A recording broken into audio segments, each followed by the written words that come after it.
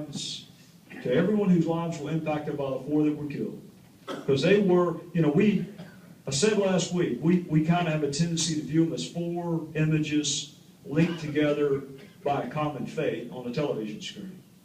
But they were sons and fathers and brothers and friends and brothers-in-law.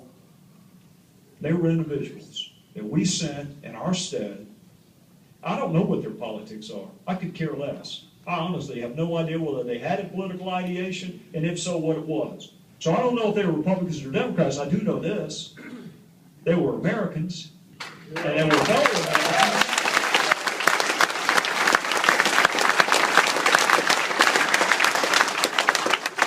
So we're going to find out what happened before, during, and after.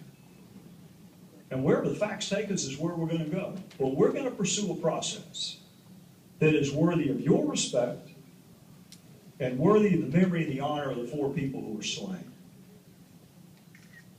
And I've been accused of asking the same question twice. I would far rather do that than not ask it once. So however long it takes, and however many hearings we need to have, and some of them will be done in private, given the nature of what we're talking about, and what can be done in public will be done in public. But you need to keep in mind these 3 overarching principles that transcend politics. When you ask people to go, you need to provide safety and security to the greatest extent that you can. And when trouble comes, you need to move heaven and earth to go help them. And if the worst happens, you need to look into the camera and level with your fellow citizens who will forgive you. They will forgive you for mistakes. They will not forgive you for lying to them. So we're going to do a good job.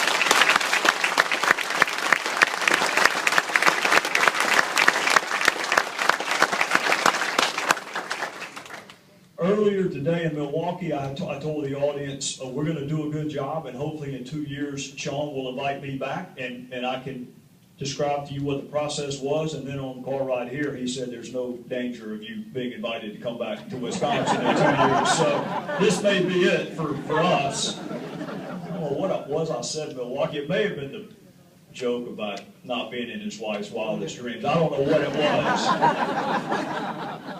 But I am going to come back, and when I come back, I'm going to thank you for him, and I'm going to thank you for working for Scott Walker, who, by the way, is a source of inspiration, even for folks all the way down to South Carolina.